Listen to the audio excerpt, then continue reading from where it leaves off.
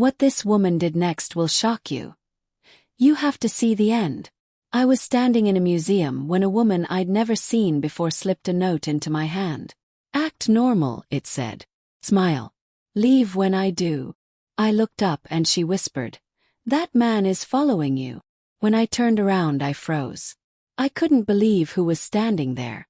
And trust me, the person you think it is. It's 1,000 times worse. Don't forget to subscribe to the channel and comment where you're watching from. The morning light streamed through the massive arched windows of the Riverside Art Museum, painting long geometric shadows across the polished marble floor. I was standing in front of a stunning Turner landscape, one of my favorites, just lost in the way he captured sunlight on water when I felt it. The faint, crinkling pressure of folded paper being pressed into my palm. Normal. Mail. Leave when I do. The words were written in a sharp, urgent script. I looked up, my heart giving a sudden lurch. The woman standing beside me was maybe 50, dressed in a tasteful navy blazer and simple pearl earrings. She was the kind of person who could blend into a museum crowd so perfectly she was practically invisible. She smiled at the painting, her expression one of quiet appreciation, as if we were about to discuss brushwork techniques. "That man is following you," she whispered, her lips barely moving. "The one in the gray suit, near the Roman sculptures. Don't look directly." My heart began a slow, heavy thud against my ribs, each beat a drum of pure dread. "Look, I'm 63 years old. My name is Megan Jackson. I've raised 3 kids, buried a wonderful husband, and for 30 years, I've managed a small bookkeeping business from my home in Cedar Falls, Oregon. My life is quiet. It's predictable. Nothing prepares you for a moment like this, no matter how many crime novels you've read on a rainy afternoon." I forced myself to breathe. I turned slowly, as if I was just naturally considering which gallery to wander into next. And that's when I saw him. And I froze. The blood drained from my face, a cold tide pulling all the warmth from my body. It was Donald Holloway. I recognized that sharp, angular jaw, those cold blue eyes, that perfectly tailored suit. I'd only met him twice before. Both times at my son James's house. Both times under circumstances that seemed perfectly normal at the time. "You know him," the woman said. It wasn't a question. He's my son's business partner," I managed, my voice a dry rasp. James said he bought him out 6 months ago. Said Donald moved to Singapore. The woman's expression tightened, the pleasant mask dropping to reveal something harder, more serious. "Mrs. Jackson. My name is Jennifer Keating. I'm a private investigator. We need to talk, but not here. Follow my lead in exactly 3 minutes." Before I could even process what she'd said, she was moving away, pausing at a Monet exhibit across the gallery like she didn't have a care in the world. My hands trembled as I clutched my purse. Donald Holloway. Here. Not in Singapore. James had thrown a small celebration dinner when the buyout was finalized. We had steaks on the grill, expensive wine. His wife, my daughter-in-law Melissa, was beaming, talking about their plans to finally expand the house. Had all seemed so perfect. I risked another glance toward the Roman sculptures. Donald was examining a marble bust, but his eyes weren't on the art. They flicked toward me, then away, then back again. He was wearing the same expensive watch I remembered, the same impeccable suit. He didn't look like a man who'd just started over halfway around the world. He looked like a man on a mission. The note in my hand suddenly felt like it weighed 10 pounds. I carefully unfolded it, my hands shaking so much I could barely read the words. "Your son didn't buy me out. He stole from me. $2.3 million. I've been watching your family for 3 months. You're the only one who might help me understand why. Trust no one." Okay. My legs went weak. I had to lean against the gallery wall, pretending to read a placard about impressionist techniques. $2.3 million. The number swam in front of my eyes. James ran a commercial real estate consulting firm. It was successful, legitimate. Or so I'd always believed. He'd started the company 8 years ago with Donald, back when James was 35 and so hungry to prove himself after his father's death. They'd grown it from a two-man operation to a staff of 15. James bought a beautiful colonial in the nicest part of Cedar Falls. His two daughters, my granddaughters Emma and Sophia, attended the best private school. I thought I knew my son. I really thought I did. Jennifer Keating caught my eye from across the room and gave a subtle nod toward the exit. I forced my feet to move, one step at a time, past priceless Renaissance paintings and ancient Greek pottery. My own reflection in the glass cases looked pale and haunted, like a ghost of the woman who'd walked in an hour ago. Donald followed at a distance. I could feel his eyes on my back. The museum cafe was bustling with the lunch crowd. Jennifer was already at a corner table, her back to the wall, positioned where she could see both entrances. A true professional. I slid into the chair across from her, my mouth as dry as cotton. "He's not coming in," Jennifer said quietly. "He knows I'm here. We have maybe 10 minutes before he finds a new vantage point. Tell me what's happening." My voice came out steadier than I felt. "Tell me everything." She pulled a slim folder from her bag. Inside were photographs. James at various locations around Cedar Falls. James at a restaurant in Portland I didn't recognize. James entering an office building that wasn't his. Timestamps were printed on every single image. "Donald Holloway hired me 4 months ago," Jennifer began. "Initially, it was a standard corporate fraud case. He claimed your son had cooked the books during their partnership dissolution. He wanted documentation for a lawsuit. But the deeper I dug, the stranger it got." "The buyout paperwork exists," I said, clinging to the one piece of this that made sense. "I saw it. James showed me." "Oh, it exists," she confirmed. "Legal, notarized, filed properly. 1.8 million paid to Holloway for his 50% stake in Holloway Jackson Consulting." "Then what's the problem?" Jennifer leaned forward, her voice dropping. "The problem is that $500,000 of that buyout money came from an account Donald never knew existed. An account in the Cayman Islands, registered to a shell company. A shell company funded by loans taken out against properties your son claimed the business owned. Properties that don't exist." The cafe noise faded to a dull, distant buzz. That's impossible. James wouldn't." "There's more."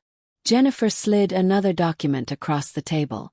It was a printout of an email. 3 weeks after the buyout, Donald started getting threats. Anonymous emails, calls from burner numbers, all saying the same thing. "Leave town.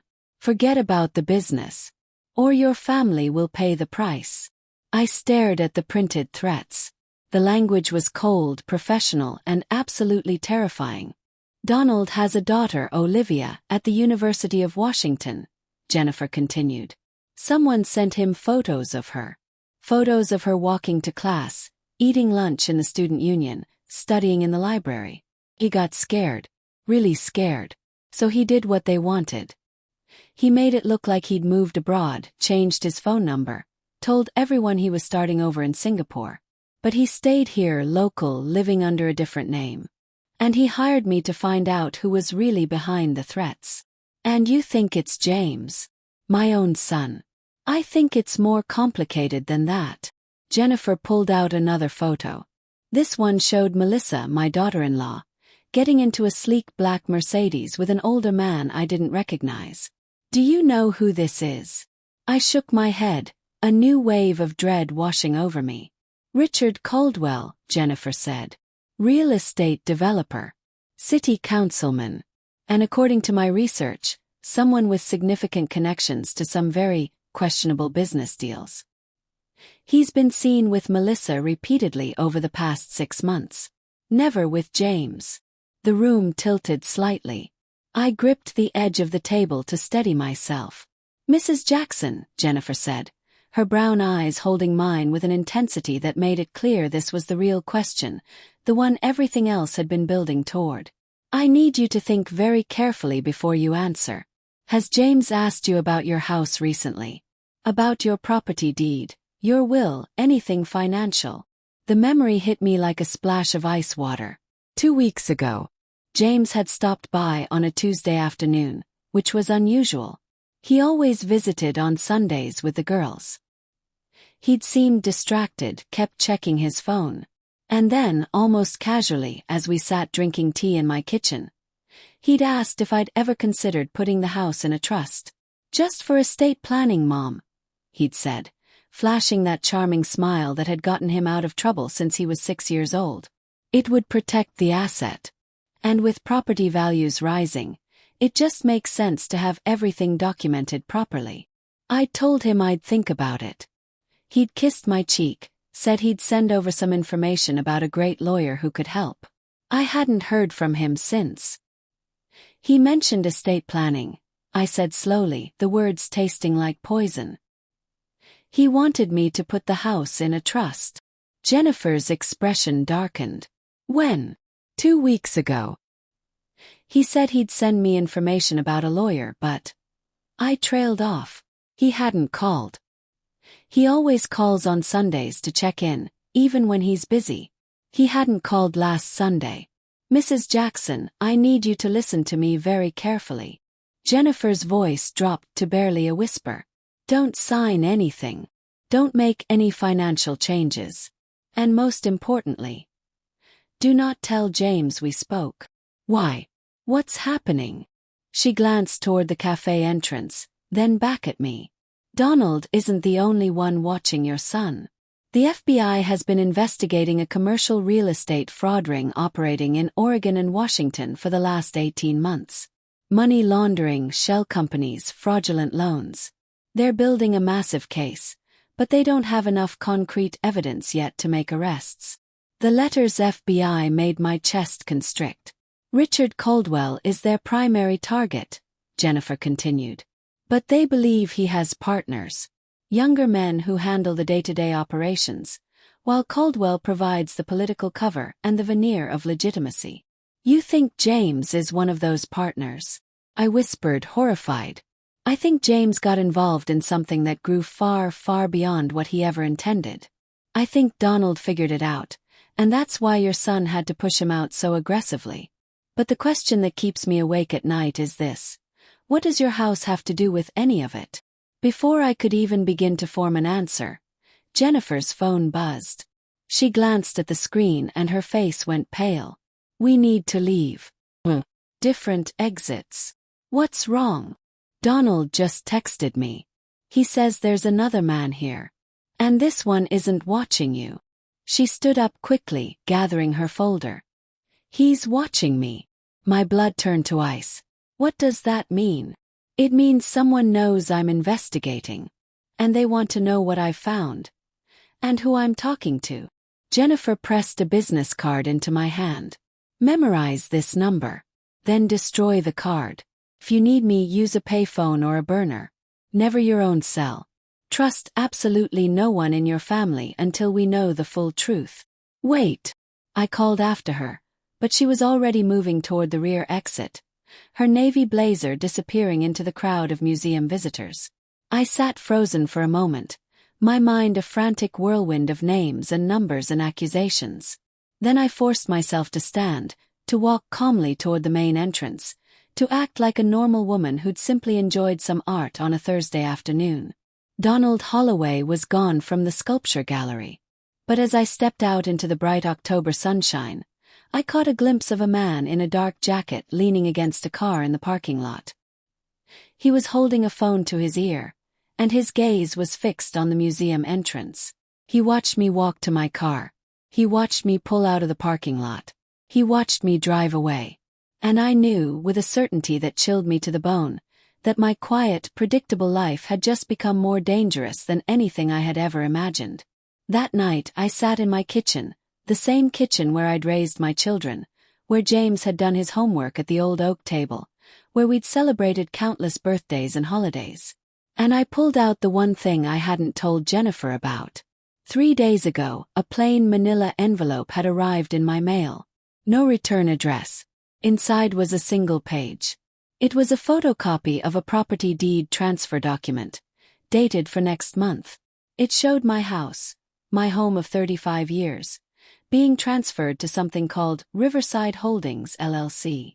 My signature was already on the document, except I had never ever signed anything like it. I spread the paper out on the table under the bright kitchen light, studying the signature that looked almost exactly like mine. Almost, but not quite. The loop on them was too tight. The final flourish on the N in Jackson was too long. Someone had forged my signature. Someone was planning to steal my house from right under my feet. And I was willing to bet everything I owned that I knew exactly who that someone was. I didn't sleep a wink that night. Every creak of the old house settling, every distant car engine, made my pulse leap into my throat. At 3 o'clock in the morning I stood at my bedroom window, staring out at the dark, quiet street, wondering if someone was out there in the darkness watching back. By dawn I'd made a decision. I needed answers, and I needed them before whoever forged my signature made their next move. But I also needed to be smart. If James was truly involved in something criminal, and everything was pointing toward that terrible, heartbreaking conclusion, then confronting him directly would only warn him that I knew. It would only make him more careful. I thought about my other children. My daughter, Sarah, lived in Boston with her husband and their teenage son. She was a high-powered corporate lawyer, and we talked maybe once a month. Brief, cordial conversations about the weather and her son's soccer season. She'd always been a bit distant, more interested in her career than in messy family connections. Then there was Michael, my youngest, a high school history teacher in Portland. Sweet, idealistic Michael, who had always looked up to his big brother James. Michael, who'd borrowed money from James to buy his first car, and then again for a down payment on his first house. If James was corrupt, Michael would be the last person on earth to believe it. Well, I was utterly alone in this. I spent Friday morning doing something I'd never done in my entire life, lying to my own son. James called at 9 a.m. His voice cheerful and casual, as if nothing in the world was wrong. "Hey, Mom. Sorry I haven't checked in. Work's been absolutely crazy. How are you doing?" "Fine, sweetheart. Just the usual. Getting the garden ready for winter." Kept my tone light, harmless. The perfect, unsuspecting grandmother. "Say, did you ever send over that lawyer's information? For the estate planning?" There was a pause. It was brief, maybe only half a second, but I caught it. "Oh yeah, I've been meaning to. Actually, I found someone really good. His office is in Portland, but he makes house calls for senior clients. Very convenient. I was thinking maybe next week I could bring him by. We could all go through it together." Senior clients. The phrase stung. It was calculated. Designed to make me feel old, dependent, and grateful for his help. "That sounds lovely," I lied, my voice dripping with false sweetness. "Tuesday afternoon works well for me." "Perfect. I'll set it up and confirm with you." The relief in his voice was audible. "Love you, Mom." "Love you too," I said and hung up the phone. My hand was shaking. I immediately grabbed my car keys. The Cedar Falls Public Library opened at 10 o'clock. I arrived 15 minutes early, watching the parking lot from across the street, checking for any cars that seemed out of place or too interested in my presence. Jennifer's paranoia was infectious, but I couldn't afford to be careless now. The reference librarian, a kind young woman named Emily, helped me access the county property records database. I'd never done much online research beyond email and looking up recipes, but Emily walked me through each step patiently. Riverside Holdings, LLC, appeared in the system. It was registered just 3 months ago. The registered agent was an attorney named Lawrence Petton. His address was in downtown Portland. My hands shook as I wrote everything down in my small notebook, disguising my research as just an old woman looking up genealogy records in case anyone was watching. Then I made a mistake. A gut-wrenching, world-tilting mistake. On a hunch, I searched for Richard Caldwell, the city councilman Jennifer had mentioned. Pages of results appeared. City council meetings, ribbon-cutting ceremonies for new real estate developments, articles about his charitable foundation work. He was respectable, legitimate. Exactly the kind of civic leader Cedar Falls was proud of. But buried deep in the archives of the local newspaper, I found something else. It was a news article from 12 years ago, about a commercial development deal that had collapsed in spectacular fashion. Investors had lost millions. Caldwell's name appeared alongside 2 other businessmen who'd been sued, but never charged. The case had been settled quietly out of court. Sealed records, no admission of wrongdoing. One of the other names in that article was Thomas Jackson, my late husband. I stared at the screen, the library around me fading into nothing. Thomas had died 8 years ago from a heart attack. It was sudden, devastating. He'd been a commercial property appraiser. An honest, meticulous, by-the-book kind of man. He had never, not once, mentioned knowing Richard Caldwell. He'd certainly never mentioned a lawsuit. "Ma'am, are you all right?" Emily, the librarian, was looking at me with concern. "Fine," I whispered, my throat tight. Just need some air." I printed the article with trembling hands and left before my legs could give out from under me. In the sanctuary of my car, I reread the article 3 times. Thomas hadn't been accused of wrongdoing. He'd been the appraiser who provided the property valuations that turned out to be wildly inflated. The article noted that investigators found no evidence he'd known the values were being manipulated by the developers. He'd been a tool, not a conspirator. But James would have been 23 when this all happened. Old enough to remember. Old enough to learn from it. My phone rang, an unknown number, and I almost didn't answer. "Mrs. Jackson." A man's voice. Professional but urgent. "This is Donald Holloway. Please don't hang up." My heart hammered against my ribs. "How did you get this number?" "From the museum security footage. I enhanced the image of you talking to Jennifer. Saw the business card she gave you. I tracked down her records. I'm sorry for the intrusion, Mrs. Jackson, but we are running out of time." "Time for what?" "To stop whatever's happening on Tuesday." His voice was strained, heavy with a desperation I was beginning to understand. "I've been monitoring James's communications. Don't ask how. He's bringing more than a lawyer to your house. There's going to be someone else there. Someone who specializes in, let's call it, aggressive estate management." "What does that mean?" I asked, though I already feared I knew. "It means they're going to pressure you to sign documents on the spot. They'll have everything ready. A notary, witnesses, the works. They'll make it seem urgent, legal, absolutely necessary. And once you sign that paper, your house won't be yours anymore." I gripped the phone, my knuckles white. "Why are you helping me?" "Jennifer said you were suing James." "I am," he said, and his voice softened. "But not because I want revenge. It's because I know what it's like to be betrayed by someone you trust. James was my friend, Mrs. Jackson. I thought we were building something legitimate together.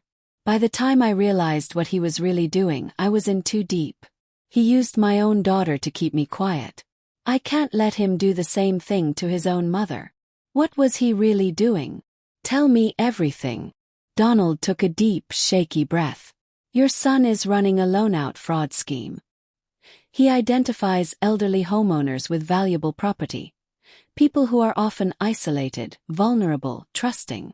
He befriends them, sometimes through church groups or community organizations. Then he convinces them to refinance their homes or take out equity loans, promising to invest the money safely and give them better returns than any bank." My stomach churned with nausea. "The money goes into shell companies," Donald continued, his voice flat and grim. "It gets layered through dozens of accounts, then used to fund legitimate-looking real estate deals. On paper it all looks clean. But the elderly homeowners never see a dime in returns.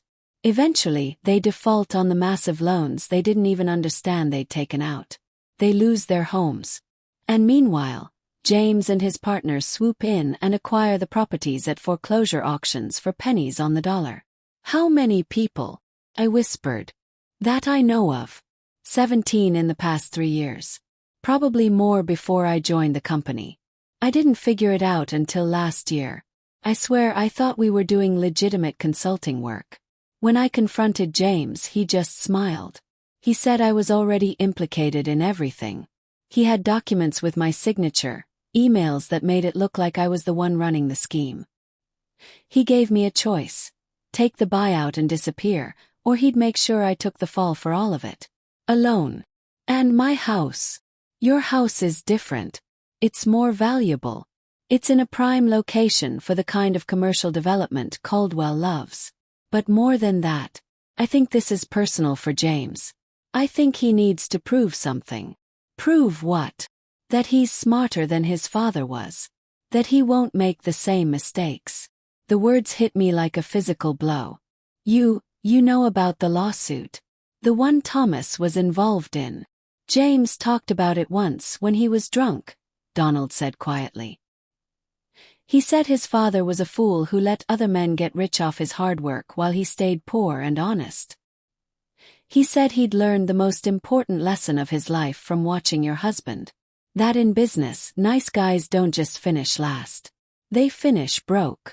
I closed my eyes, fighting a sudden hot rush of tears. Thomas wasn't broke. We had enough. We were happy. I know, Donald said softly. But James saw it differently. He saw a man who died without leaving his family wealthy. And he decided he would never, ever let that happen to him. Car pulled into the library parking lot a few spaces away. A woman got out, headed inside. A normal, everyday routine. But I'd stopped trusting normal. What do I do? Asked, my voice cracking. How do I stop Tuesday from happening? Don't be home, Donald said immediately. Go somewhere he can't find you. A hotel, a friend's house. Give me and Jennifer time to gather more evidence. We're working on something, but we need a few more days. I can't just run away. This is my home. And what about my granddaughters? What about? My phone beeped. Another call was coming through. It was James. I have to go, I told Donald. He's calling me. Mrs. Jackson, listen to me. Donald's voice was urgent, pleading. James is not the son you think he is anymore. Maybe he never was. Whatever he says, whatever promises he makes, just remember. He is willing to steal your home. He is willing to leave you with absolutely nothing. Don't let your love for him make you blind. He hung up. James's call went straight to voicemail. I listened to it with a shaking hand. Hey, Mom. Great news. I got that lawyer scheduled for Tuesday at 2 p.m. His name is Lawrence Petton. Really top-notch guy. Melissa wants to come too. To help explain some of the financial stuff in terms that are easier to understand. We'll even bring lunch. Can't wait to see you. Love you. Lawrence Petton. The same name listed as the registered agent for Riverside Holdings, LLC. My son wasn't even trying to hide it anymore. He just assumed I was too old, too trusting, too naive to ever connect the dots. And that was his first big mistake. That I drove home in a daze, my mind spinning through 1,000 terrible options. I could call the police, but Jennifer had said the FBI was already investigating. Getting local cops involved might compromise their whole case. I could confront James directly, but that would only accelerate whatever twisted timeline he was working on. Or I could do what Donald suggested. Disappear for a few days. But running felt like surrender. And I hadn't raised 3 children and run a business for 30 years by surrendering. I needed leverage. I needed something James didn't know I had. At home, I went straight to the attic. The air was thick with the scent of old paper and memories. Thomas's files were still there, packed neatly in bankers' boxes, organized by year. I'd kept everything after he died, unable to bring myself to throw away the last remnants of his meticulous, orderly life. At the time, I'd thought I was just being sentimental. Now I realized I was being prepared. I found the box labeled 2013, the year of the lawsuit, and carried it downstairs. Inside were appraisal reports, correspondence with attorneys, and pages of notes in Thomas's careful, steady handwriting. He had documented everything, including several conversations where the developers had asked him to adjust his valuations upward. He had refused.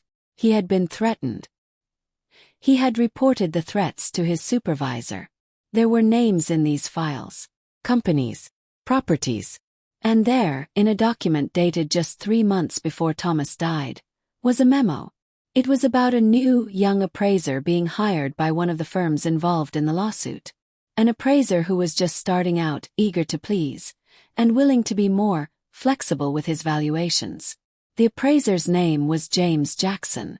I sat at my kitchen table as the afternoon light faded to evening, reading my dead husband's words, understanding for the very first time the crushing weight he must have carried in his final years. Thomas had known. He had known his own son was making the wrong choices. He had likely tried to warn him, and James, in his youthful arrogance, had interpreted those warnings as weakness, as failure. My phone buzzed. A text from a number I didn't recognize. Check your front door. Don't open it. Just look. Okay. My heart leaped. I walked to the front window and peered out carefully between the curtains.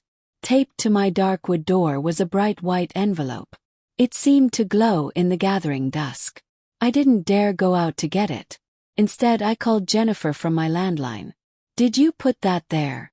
I asked the moment she answered. "No," she said, her voice tight. "I'm 3 blocks away, watching your house. Someone else delivered it 10 minutes ago. A white sedan. Couldn't get the plates. They were gone before I could even get close. What do I do? Wait until it's fully dark. I'll come get it." He paused. "Megan, I found something. About my husband and James. About how far back all of this really goes. Hold on to it," she said urgently. "We'll need it." She paused again, and I could hear the worry in her voice. "Megan, I have to tell you something else. Donald called me an hour ago. He's disappeared. His apartment is empty. His car is gone. He left me a frantic voicemail saying he had to leave town immediately, that someone connected to Caldwell found out he was still in Oregon." My blood ran cold. "Is he safe?" "I don't know. But it means they're cleaning house. Getting rid of loose ends." Her voice hardened. "You need to understand what that means for you. You're not just a target for fraud anymore. You're a witness to James's crimes. And witnesses can be dangerous." The envelope on my door suddenly seemed less like a message and more like a bomb. "What do you think is in it?" I whispered. "Only one way to find out," Jennifer said. "But Megan, whatever it says, don't let them scare you into making mistakes. Fear is their most powerful weapon. Don't you dare give them that power." After dark, Jennifer, wearing gloves, crept up my walkway and retrieved the envelope. She opened it in her car while I watched from my window, both of us connected by phone. "It's a legal document," she said, her voice grim. "It's a notice of guardianship proceedings. Someone has filed paperwork with the court claiming you are mentally incompetent to manage your own affairs.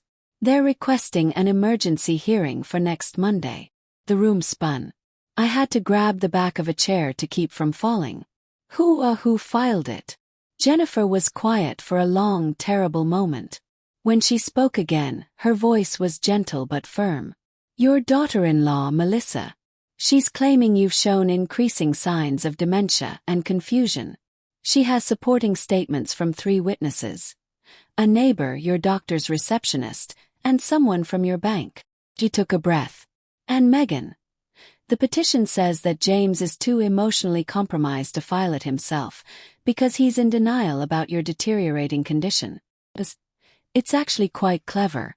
It makes him look innocent and devoted, while still getting them the exact outcome they want." I couldn't breathe. I couldn't think. It was a complete, systematic dismantling of my life, my credibility, my very identity.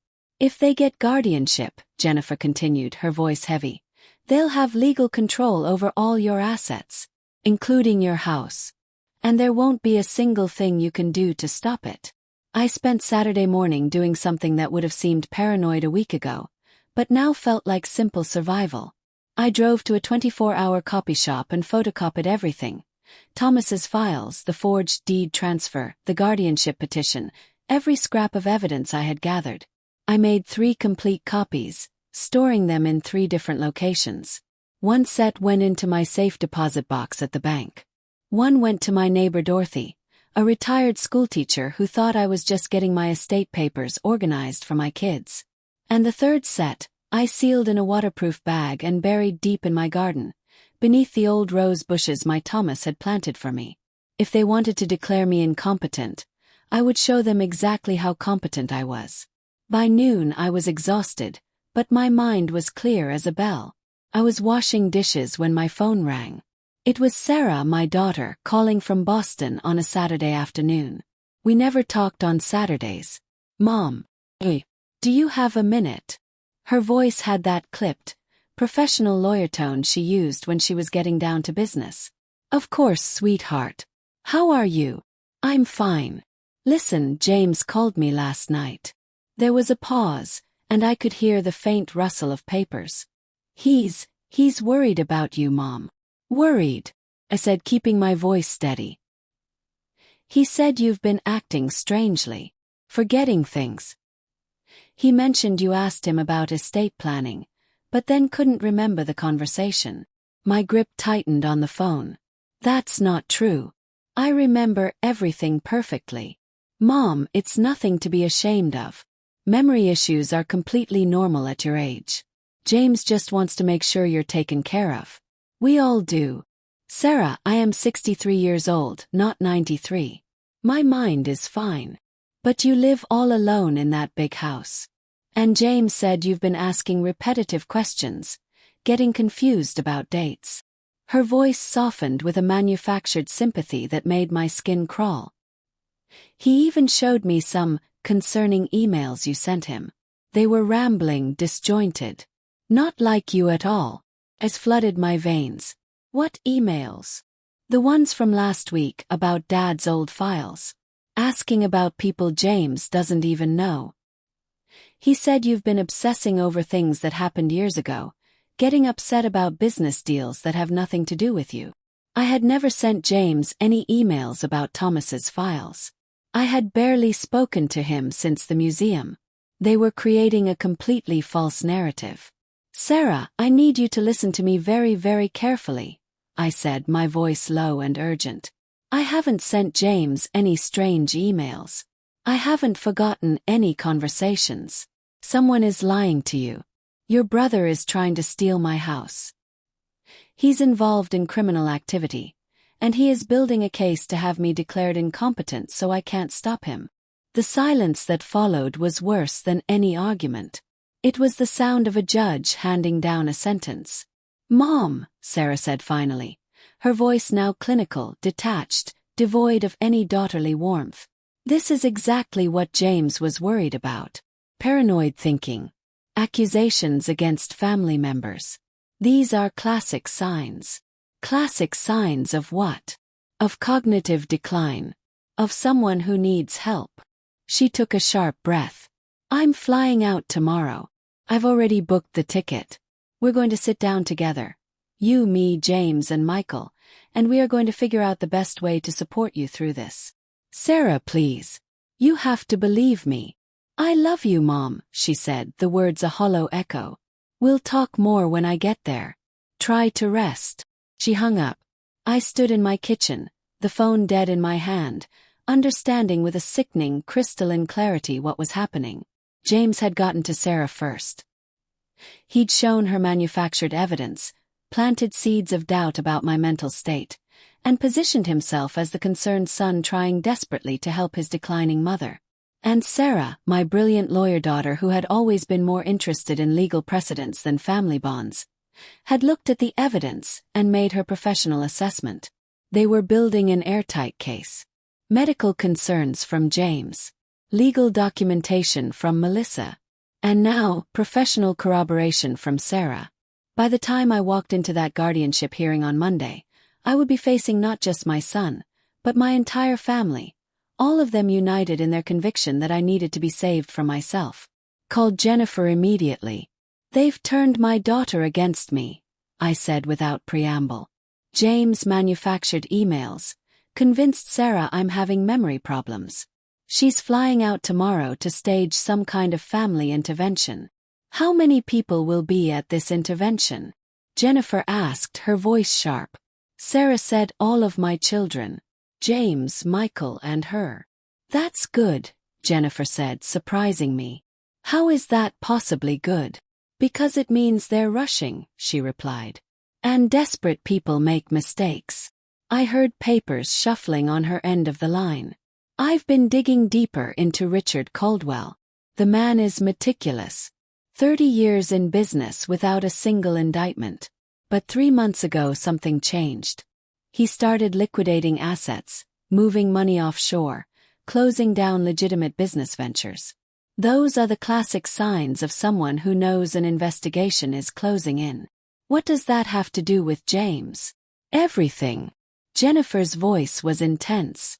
James is Caldwell's exit strategy. Think about it. Caldwell needs to transfer his entire criminal operation to someone young, clean on paper, with no obvious connection to his past crimes. Someone who can inherit the network while Caldwell retires to a country with no extradition treaty. But James isn't clean. You said the FBI is investigating his fraud ring. They're investigating the ring, but they don't have hard evidence directly tying James to Caldwell. Not yet. James has been careful. Everything runs through intermediaries, shell companies, lawyers. On paper, he just looks like a legitimate businessman who had a dishonest partner named Donald Holloway. The pieces clicked together with a sickening crunch. Donald was the fall guy. From the very beginning. Exactly. And now, James needs a huge infusion of capital to expand the operation before Caldwell leaves. Your house is worth at least $800,000. But it's more than that.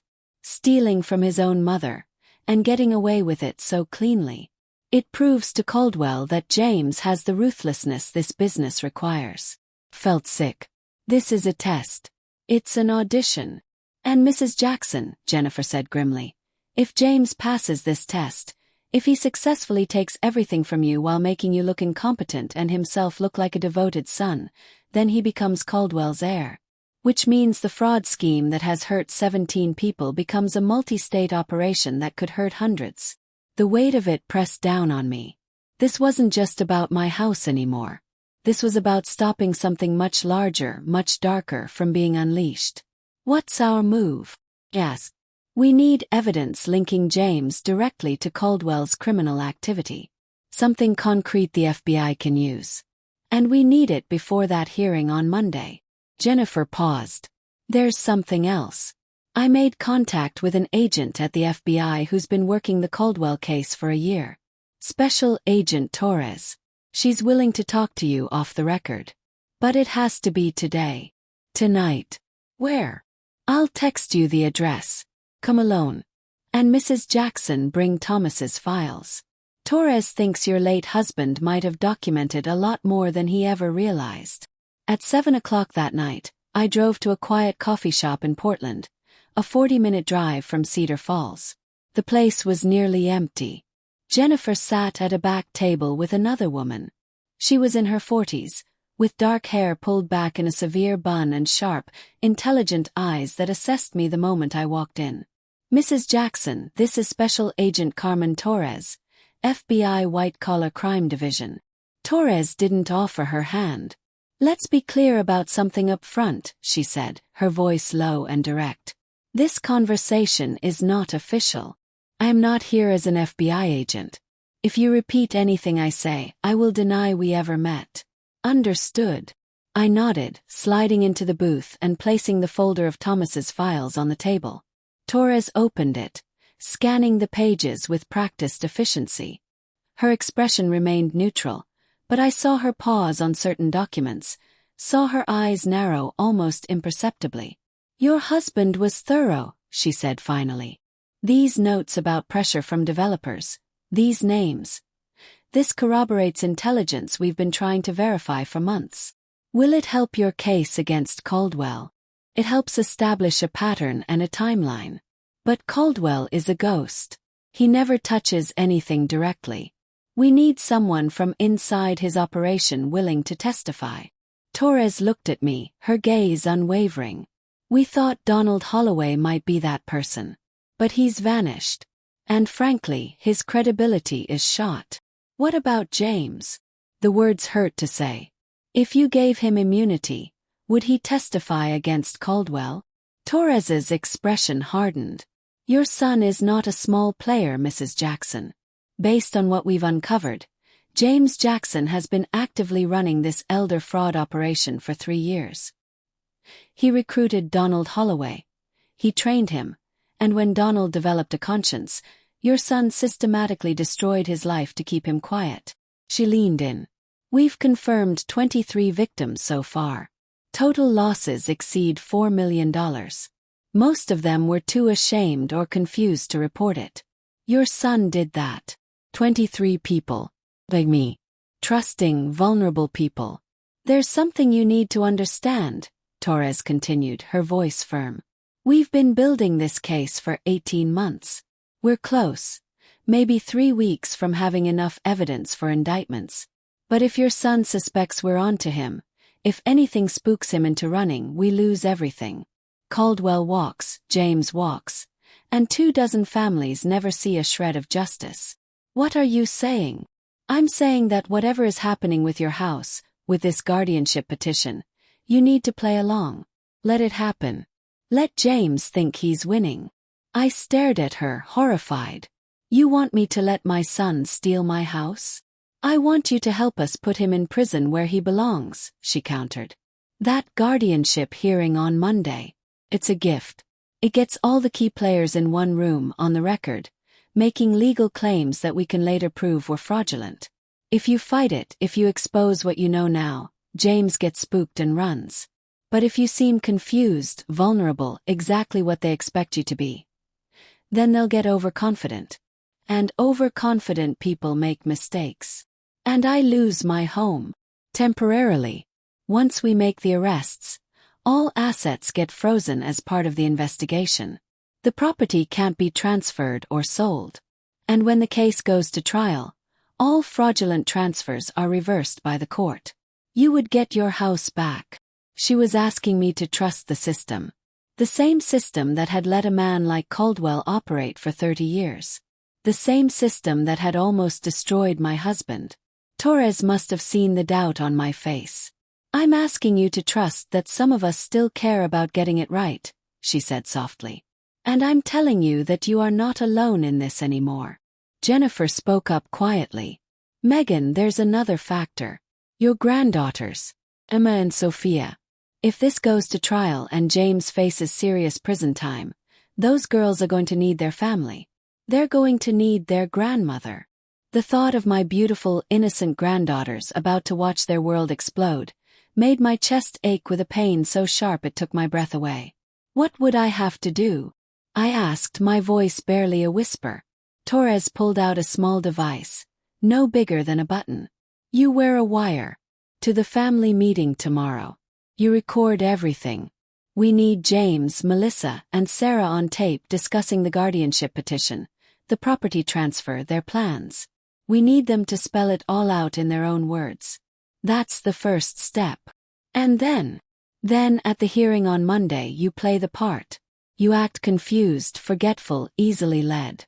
Let them get the guardianship. Let them think they've won. And then, she said, her eyes flashing, then we move. Rest. We have search warrants ready to execute the moment we have enough probable cause. Once we raid James's office and Caldwell's properties, the whole network will collapse. Torres's expression softened for the first time. I know what I'm asking. But Mrs. Jackson, we are talking about stopping a criminal enterprise that has destroyed lives. Your son made his choices. Now you have to make yours. I thought about Thomas, about his careful notes, about his refusal to compromise his integrity, even when he was threatened. I thought about the 23 families who had lost everything to my son's greed. I thought about what kind of person I wanted to be, right now, in this moment. I looked at Agent Torres and held out my hand. Give me the wire, I said. Agent Torres showed me how to wear the small recording device. A tiny black button clipped discreetly to the inside of my blouse. Test it tomorrow morning, she'd said. Make sure it's working. And Mrs. Jackson, be careful. If James suspects you're recording him, if he finds this device, you are in serious danger. These people have already threatened Donald Holloway's daughter. Don't underestimate what they're willing to do. I didn't stay in my house that night.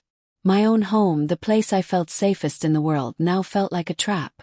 I packed a small bag, took the most important documents from my research, and drove to a budget motel 30 miles away, registering under my maiden name and paying in cash. I sat on the edge of the stiff bed in the dark, the curtains drawn, replaying the last few days in my mind. A son who would steal from his mother. A daughter who believed him. A younger son caught in the middle. And a criminal enterprise that had, I now suspected, taken my husband's life. At 6 a.m., I called Jennifer from the motel landline. I can't do this alone. If they're willing to go this far. You're not alone, she said firmly. I'll be nearby watching the house. And Torres is putting an undercover unit in your neighborhood. You won't be visible, but they'll be there. Megan, don't be a hero. Just get them to talk. Get them to incriminate themselves. That's all we need. I drove back to Cedar Falls as the sun rose, taking the back roads, checking my rearview mirror constantly. My home looked so peaceful in the morning light, a picture of suburban tranquility. 'Twas a lie. Inside, I tested the recording device as Jennifer had instructed, recording myself reading a passage from a book, then playing it back. The audio was crystal clear. Every word was captured. I was wearing this device when my daughter arrived at noon. Sarah looked as immaculate as ever, dressed in a sharp designer suit and perfect makeup. Her dark hair pulled back in the same severe bun she'd worn since law school. She hugged me briefly, a stiff, formal gesture. Her perfume was expensive and unfamiliar. "How are you feeling, Mom?" she asked, her eyes scanning my face with a cool, clinical assessment. "Fine, sweetheart. Surprised by the visit, but happy to see you." I kept my voice steady, grandmotherly. Exactly what they expected. "You look tired," she observed. "Have you been sleeping well?" "Well enough," I said. "Can I make you some tea?" We sat in the kitchen, the same kitchen where I had bandaged her scraped knees and helped her with her homework. Now she sat across from me like a prosecutor preparing for trial. "Mom, I want to talk about what's happening," she began, her tone gentle but firm. "About the concerns James has raised." "What concerns?" "The memory issues. The confusion. The paranoid thoughts about him stealing from you." Sarah's tone was patient, as if explaining something to a difficult child. "These things happen as we age. There's no shame in it." "I'm not confused, Sarah. I'm being set up." "See, that's exactly what James said you'd say," she countered smoothly. "This belief that everyone is conspiring against you. It's a symptom, Mom. It's your brain trying to make sense of gaps in your memory by creating narratives that aren't real." I wanted to scream. I wanted to shake her and tell her to wake up. Instead, I sipped my tea and measured my words, feeling the tiny recording device pressed against my skin. What if I could prove what I'm saying is true? Prove it. How? With documents, evidence, things that show James isn't who you think he is. Sarah's expression hardened. "Mom, I've seen the emails you sent James. I've talked to your doctor's office. They said you've missed 2 appointments and called 3 times asking about prescriptions you've never been prescribed. Your bank flagged unusual activity. You've been withdrawing large amounts of cash. When they asked why, you said you needed it for protection. These are facts, Mom, not theories." Every word she spoke was a lie, a piece of a carefully constructed mosaic of my supposed incompetence. James had been thorough. He had created a perfect paper trail, planting false reports, probably bribing people to make false statements. And Sarah, my daughter, who was trained to trust documentation over emotion, had believed every single word. Car pulled into my driveway. Through the kitchen window, I saw James's silver BMW, and behind it, Michael's modest sedan. My sons arriving together, united in their mission to save their mother from herself. Or so Michael believed. James walked in first, all smiles and feigned concern. He hugged me tight, and for a second I felt him pat my side, a quick, subtle scan. My blood ran cold. Was he checking for a wire? But the device was high on my chest. He wouldn't feel it. Melissa followed, carrying a casserole dish, playing the part of the devoted daughter-in-law. Michael came last. His expression troubled and deeply conflicted. "Mom, you look good," James said, his voice warm and buttery. "I've been so worried." "Have you?" The question came out sharper than I'd intended. His smile didn't waver. "Of course. You're my mother. When Sarah told me about your concerns, about these ideas you've been having, I knew we needed to have a family conversation." We gathered in the living room. Melissa set out the casserole. Homemade chicken pot pie, my supposed favorite, though I'd always preferred beef. It was a small detail, but it screamed volumes. James had never bothered to remember the small things. "Mom," James began, settling into Thomas's old armchair with a casual ownership that made my stomach turn. "We need to talk about your future. About making sure you're taken care of. I take care of myself just fine. But you're getting older," he said, his tone dripping with condescension. "The house is too big for one person. The maintenance, the worry. It's too much. What if something happened? What if you fell and no one was here to help? I have neighbors. I have a phone.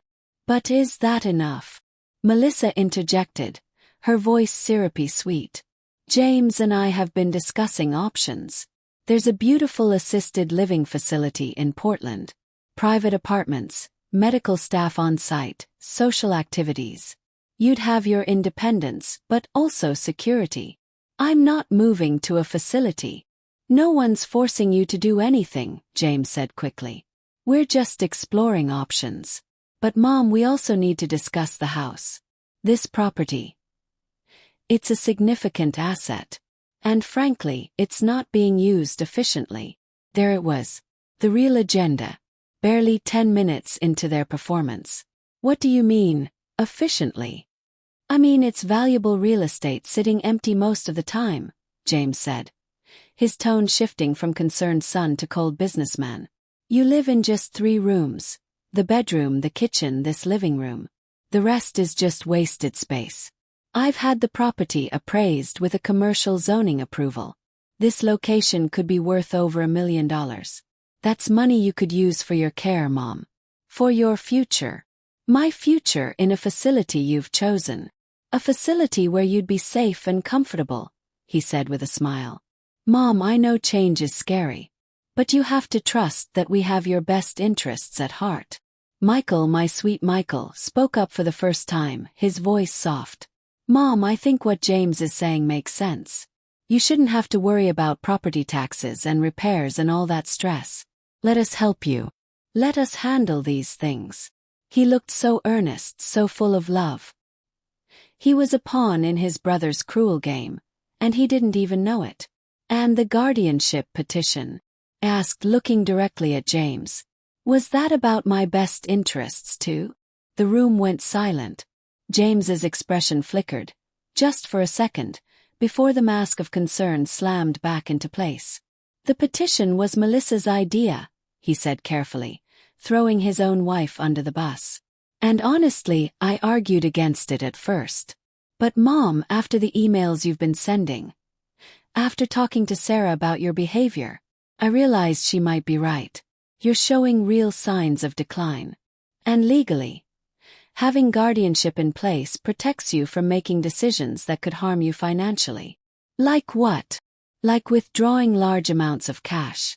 Like making wild accusations about people. Like..." He trailed off, as if the words were too painful to say. "Like accusing you of trying to steal my house?" I finished for him. Melissa stood up abruptly. "This is exactly what the doctors warned us about. The paranoia.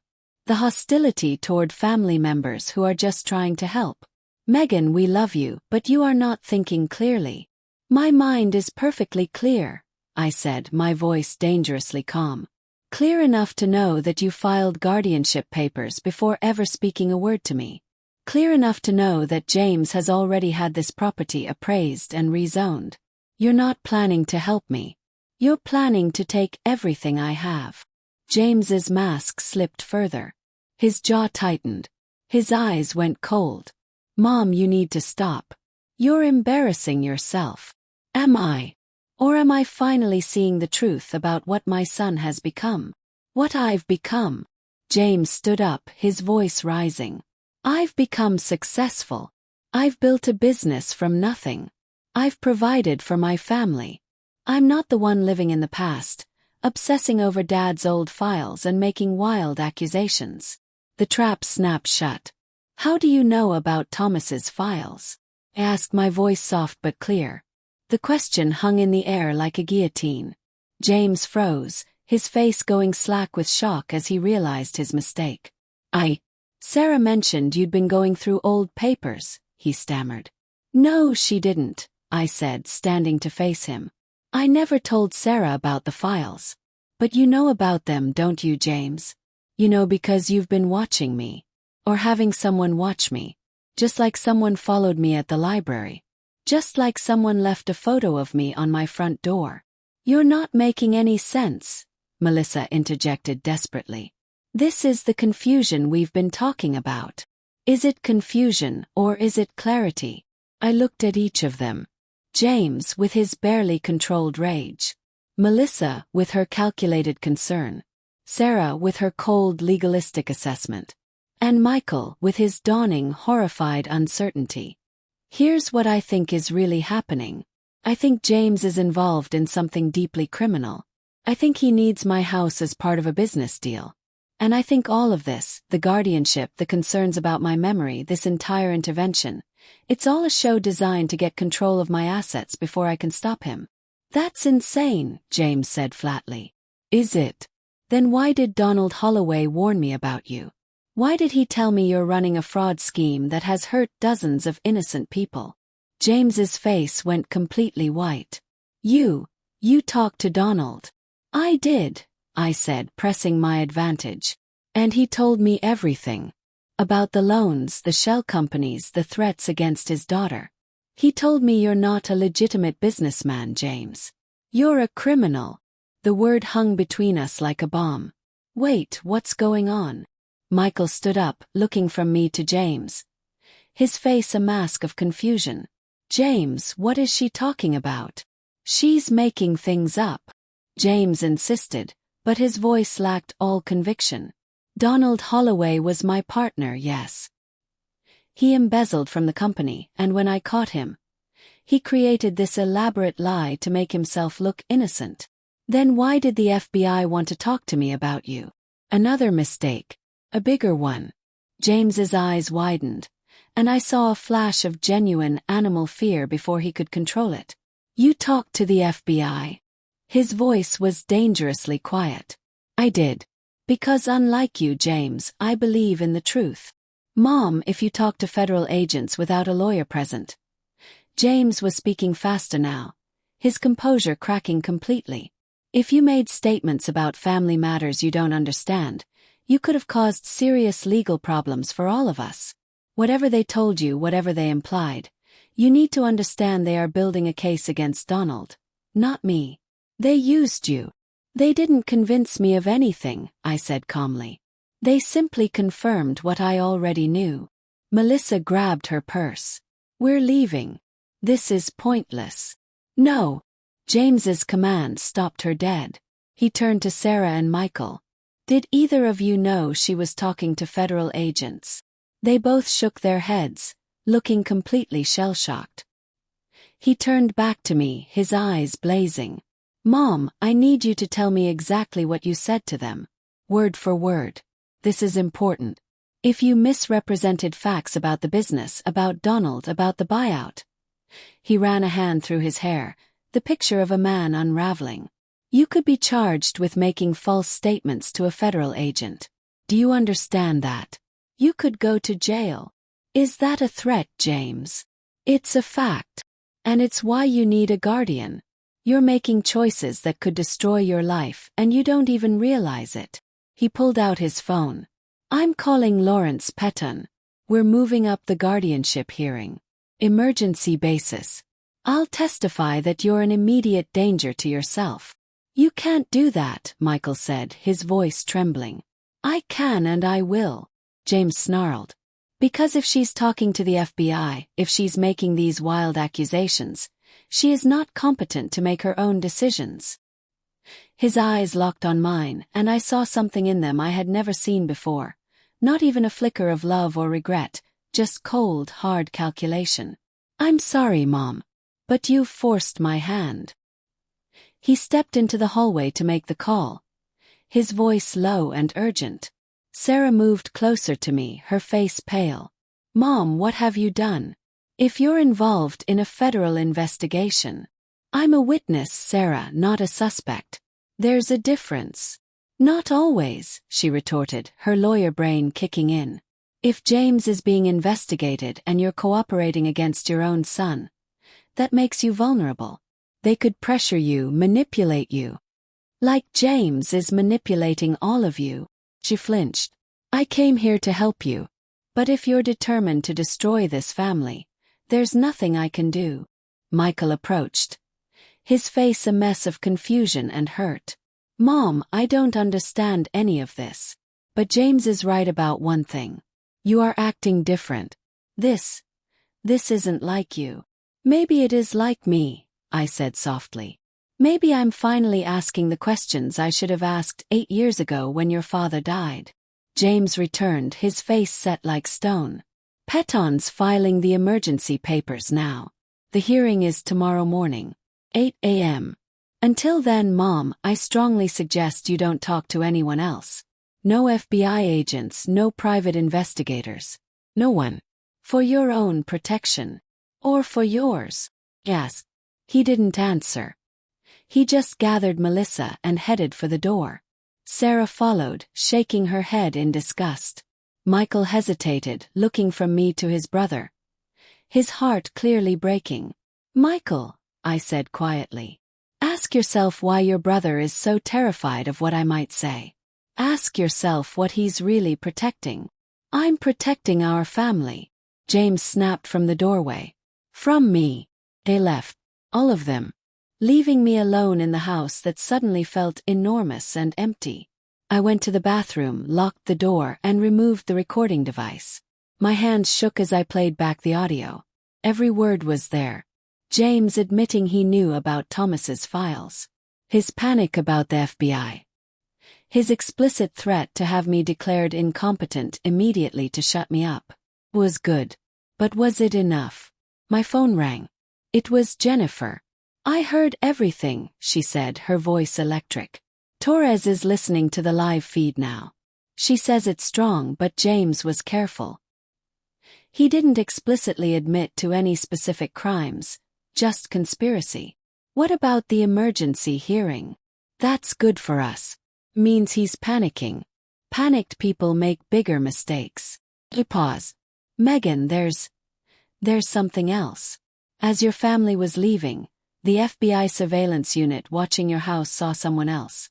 A man in a dark sedan parked down the street. When your family left, he got out and taped an envelope to your door. My heart stopped. Another one. Yes. And Megan, it's a photograph of Emma and Sophia walking out of their school. I didn't even have to ask. He knew. I walked to the front door and ripped the envelope off. Inside was the picture. My beautiful granddaughters, smiling, backpacks slung over their shoulders. Someone had drawn big, ugly red X's over their faces. On the back, in the same neat script as the first threat, were 3 words. The photograph burned in my hand. Fear transformed into a white-hot fury. They had crossed a line that could never be uncrossed. My son, my own son, was threatening his own children. That was his last mistake. The next morning I walked into the courthouse at 8 a.m. sharp. I wore my best dress, a simple but elegant navy blue one that Thomas had always loved, and I carried a single slim folder. James was already there with his lawyer, Peton. Melissa sat beside him, looking perfectly composed. Sarah sat in the gallery behind them, her face a mask of professional neutrality. Michael was there too, looking like he hadn't slept in a week.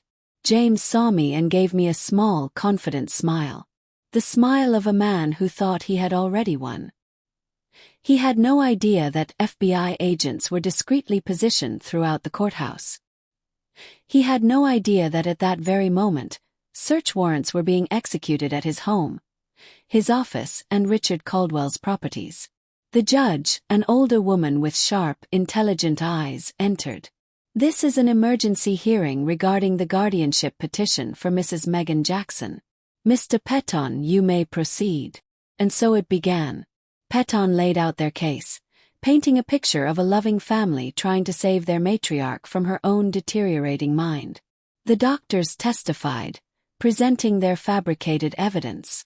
James took the stand, his voice cracking with false emotion as he described my delusions and his heartbreak. It was a masterful performance. Then it was my turn. "Mrs. Jackson," the judge said, her voice full of gentle pity, "do you have anything to say?" I stood up, and this time I didn't lean on the table. I stood tall. I walked to the witness stand, my steps steady and sure. I looked directly at my son. "My son is correct about one thing," I began, my voice ringing with a clarity that made everyone in the courtroom sit up straighter. "I have been acting differently. I have been asking questions and investigating and making accusations. But not because I am confused. It's because I discovered the truth." I opened my folder and handed a stack of documents to the bailiff. "Your Honor, these are documents proving a pattern of fraud committed by my son, James Jackson. Forged loan applications, shell company registrations, and phone records proving his regular contact with a man named Richard Caldwell, a man who, as of this morning, is in federal custody for running a multi-state criminal enterprise." The courtroom erupted. Peton was shouting objections. James had gone the color of ash. Sarah and Michael were on their feet, their faces a mixture of shock and dawning horror. "Order!" The judge banged her gavel. "Order in my court."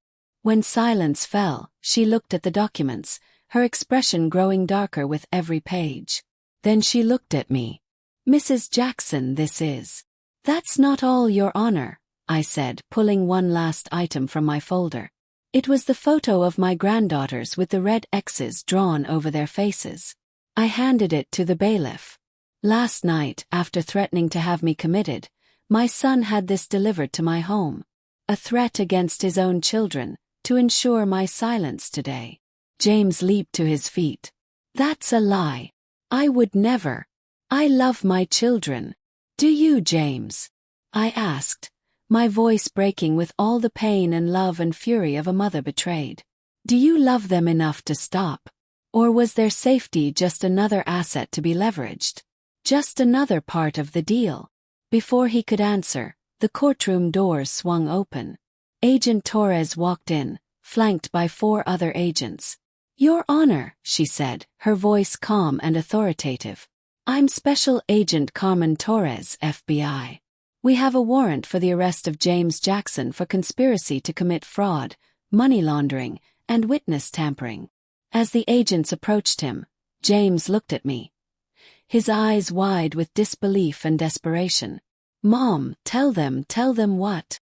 I looked at my son, the boy I had raised, the man he had become, and for the first time I felt not anger, but a profound, bottomless pity. "Tell them what, James? That you're innocent. That I'm confused." My voice was quiet, but it carried across the silent room. "I'm sorry, son. I'm so sorry. I wanted to believe the best of you for so long, instead of facing the truth. But the truth is here. And it's over." As they led him away in handcuffs, his handsome face crumpled in defeat, I felt a single tear trace a path down my cheek. It wasn't a tear of sadness. It was a tear of relief. The judge dismissed the guardianship petition with prejudice, and ordered a full investigation into the doctors and lawyers who had participated in the fraud. My house was safe. My name was cleared. In the months that followed, the full, ugly truth came out. James and Melissa both took plea deals to avoid a longer sentence, but they would still spend years in prison. Richard Caldwell, facing a mountain of evidence, was convicted and would likely die behind bars. Sarah flew home and apologized, tears streaming down her face, ashamed of her blindness. I forgave her. Michael, my sweet, loyal Michael, never left my side. And my granddaughters Emma and Sophia came to live with me. My big, quiet house, which James had called inefficient, was suddenly filled with the glorious, chaotic sound of life, of laughter and late-night talks, and homework at the kitchen table. One sunny afternoon, I was sitting on my porch, watching the girls play in the garden we had planted together. Michael sat beside me, sipping iced tea. "You know, Mom," he said quietly, "I used to think people like James were the ones who won. The ruthless ones. But you proved that's not true. You proved that wisdom and integrity, and a mother's love, are more powerful than any of it." I smiled, a real, genuine smile that reached all the way to my soul. The girls were laughing, chasing butterflies through the rose bushes Thomas had planted so many years ago. They were safe. They were happy. And my home, my beautiful home, was filled with love again. I had faced the darkest betrayal a parent could imagine, and I had not only survived, I had won. And we all lived happily ever after, with a big, well-earned smile. Now tell me, what would you have done if you were in my place? Let me know in the comments below. Thank you for watching, and don't forget to check out the video on your screen right now. I'm sure it will surprise you.